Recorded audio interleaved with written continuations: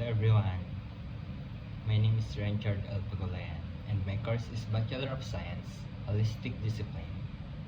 Today, I will show you my vlog. Number 1. What is your dream job profession?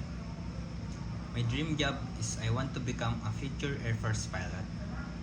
I'll pursue this career in the Air Force to help my family become a better future with my dedication, discipline, and a specific qualification, physical fitness education, and strong commitment to serve our case aspects.